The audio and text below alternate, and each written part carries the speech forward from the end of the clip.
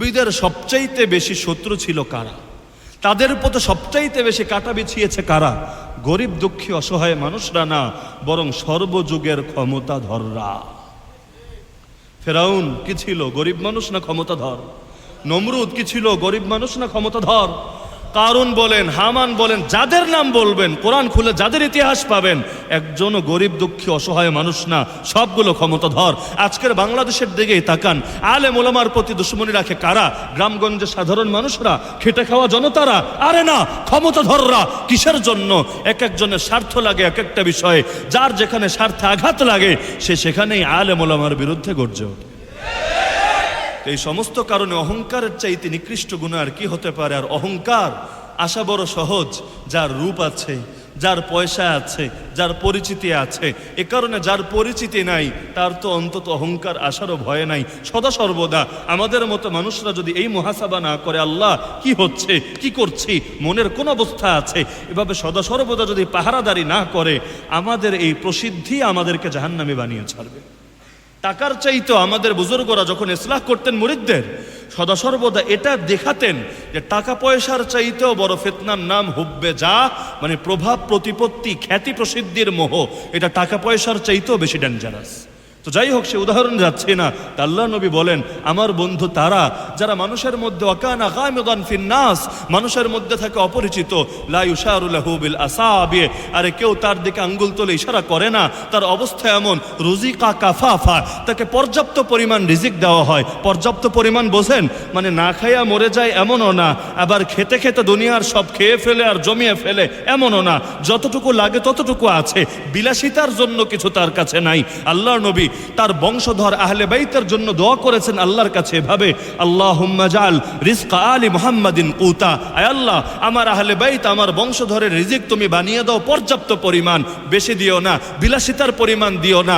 আবার গরিব দুঃখী হতে হতে তাদের ঈমান বেচতে হয় টাকার কাছে, এমনও যাতে না হয়, বরং যতটুকু হলে জীবন চলে যায় ঠিক ততটুকুই তাদেরকে দিও। তো মাল বেশি, হিসাবও বেশি, আখিরাতেও পেরেশানি বেশি, দুনিয়ায়ও পেরেশানি বেশি। আর এমনি কি আল্লাহ নবী আল্লাহর কাছে দোয়া করেন, যারে ফেরেশতা এসে প্রস্তাব দেয়, খালি যদি রাজি থাকেন পাহাড়গুলোকে স্বর্ণরূপার পাহাড় বানায় দিব। আর নবী বলেন, আয় আল্লাহ, আল্লাহুম্মা আহিনি মিসকিনা ওয়া আমিতনি মিসকিনা ওয়াহশুরনি ফি জুমরাতিল মাসাকিন। যতদিন বাঁচাবেন মিসকিন হিসাবে বাঁচান, যখন মরণ দিবেন মিসকিন হিসাবে মরণ দেন। আর কিয়ামতের দিনে এই বড়লোকদের সঙ্গে না, পুঁজিপতিদের সঙ্গে না, এই মিসকিন উম্মতের সঙ্গে আমার হাসর করান। মিসকিন আর গরিব এক না ভাই। গরিব মানে হলো যার কিছু আছে, পর্যাপ্ত নাই, এই পরিমাণ নাই যে তার উপর জাকাত আসে, তার উপর সাদকাতুল ফিতির আসে, তার উপর কোরবানি আসে, তবে মোটামুটি তার দিনকাল চলে, ঠিকঠাকভাবে না চললেও কোনো রকম চলে। আর মিসকিন কাকে বলে জানেন? যে একেবারে রিক্ত হস্ত, হাত খালি, কিছুই নাই, সম্পূর্ণ শূন্য, একেবারে দেউলিয়া, তাকে বলা হয় মিসকিন। আল্লাহ নবী ফকির হওয়ার দোয়া করছেন না, মিসকিনের দোয়া করছেন। তার মানে দুনিয়ার মধ্যে সম্পদ যদি লোভনীয় কিছু হতো, তাহলে আল্লাহ নবী তো অবশ্যই আল্লাহর কাছে এটা চেয়ে নিতেন। বরঞ্চ নবী জানিয়েছেন, মা দিবানি উরসিলা ফি গানামিন বিআফসাদা লাহা মিন হিরসিল মারই আলাল মালি ওয়াশরাফি লিদিনিহি। দুইটা ক্ষুধার্ত নেকড়েকে যদি ছাগলের পালের মধ্যে ছেড়ে দেন, ওরা যেই পরিমাণ ক্ষতি করবে ছাগলের পালের, এর চাইতে দুইটা অভ্যাস মানুষের বেশি ক্ষতি করে, তার দিনকে বেশি ক্ষতিগ্রস্ত করে। এর মধ্যে একটা হলো সম্পদের মহাব্বত, আর আরেকটা হলো প্রভাব প্রতিপত্তি, খ্যাতি প্রসিদ্ধি, মোহ, সেলিব্রিটি হওয়ার মহাব্বত। দুইটা মহাব্বত এমন যেটা মানুষের দিনকে এত বেশি ক্ষতি করে যে ক্ষুধার্ত নেকড়েকে ছাগলের পালে ছেড়ে দিলেও এত ক্ষতি করতে পারে না।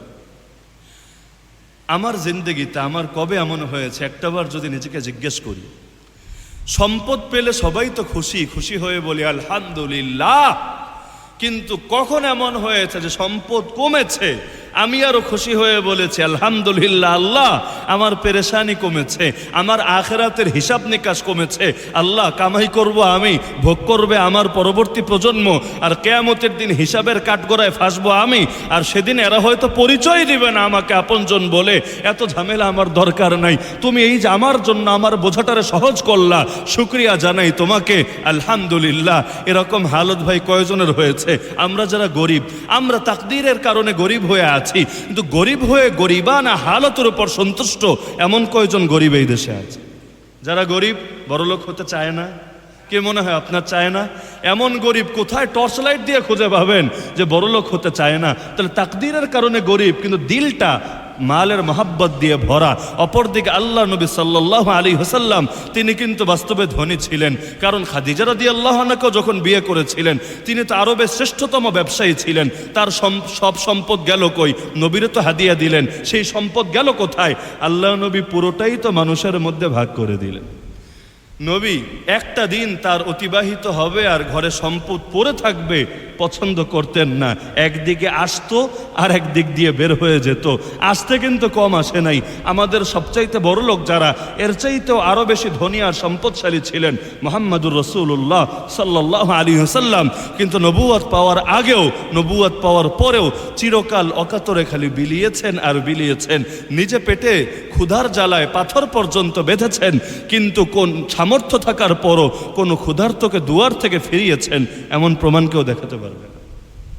তো বোঝা হালকা এর একটা ব্যাখ্যা হলো সম্পদ কম, আল্লাহ নবী বলেন এরা আমার ওলি। আর 2 নম্বর ব্যাখ্যা হলো সন্তান কম। আপনি বলবেন সন্তান কম এই ব্যাখ্যা কেন হবে? সন্তান বেশি হওয়া না ভালো? হ্যাঁ, বিষয়টা হলো আপেক্ষিক। সম্পদ বেশি হওয়া কারো কারো জন্য ভালো। যেমন ওসমান গনি, গনি মানে হলো ধনী, নামেরই অংশ হয়ে গেছে ধনী। এক যুদ্ধে এই পরিমাণ দান করেছেন, বর্তমান হিসাবে যেটা প্রায় 100 কোটি টাকা সমমূল্যের হবে। তাহলে কি পরিমাণ ছিল তার, যে দানই যা করেছেন তার পরিমাণই হয় প্রায় 100 কোটি। তাহলে সম্পদ সবার জন্য ক্ষতিকর হয় না।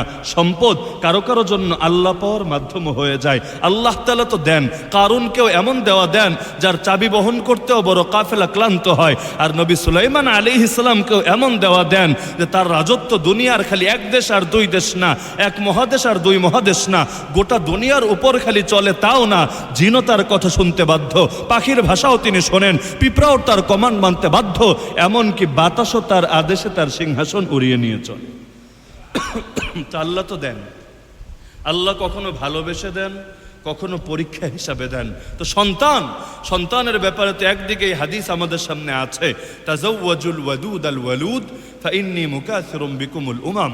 নবী বলেন যদি কোনো নারীকে বিয়ে করো 2টা জিনিস দেখে বিয়ে করো। 1 নম্বরে সে জামাইয়ের প্রতি অনেক মহাব্বত রাখে, অর্থাৎ পরকীয়ার রোগ নাই। বলবেন বিয়ার আগে কেমনে বুঝবো এই রোগ আছে কি নাই? বিয়ার আগে তারে দেখে বুঝবেন না, বংশ দেখে বুঝতে পারবেন। কিছু বংশের মধ্যে যদি আভিজাত্য থাকে, আত্মমর্যাদা বোধ থাকে, দ্বীনের প্রতি অনুরাগ থাকে, তাহলে বেশি সম্ভাবনা এটাই যে ভালো জায়গা থেকে ভালো মানুষে বের হয়ে আসবে, তার মধ্যে এই গুণ থাকবে।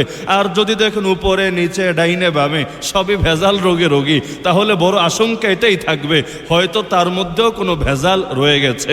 তাহলে একটা আলামত বোঝার উপায় হলো আশপাশের মানুষ অথবা তার অতীত কেরিয়ার, তার বর্তমান সময়, অন্যদের তার ব্যাপারে সাক্ষ্য ইত্যাদি দেখে 100% না হলেও মোটামুটি আইডিয়া করা যায়। আর 2 নম্বর গুণ নবী বলেছেন বেশি বেশি বাচ্চা জন্ম দেয়। এখন বলবেন এটাও কেমনে বুঝবো বিয়ার আগে বেশি বাচ্চা জন্ম দেয় কিনা? একে জবাব, তারা দেখে বুঝবেন না, কিন্তু তার মাকে দেখবেন, তার বোনদের দেখবেন, অন্যদের দেখে মোটামুটি একটা ধারণা করা যায়। আল্লাহ নবী বলেন এই 2টা গুণ দেখে কেন বিয়ে করবা জানো?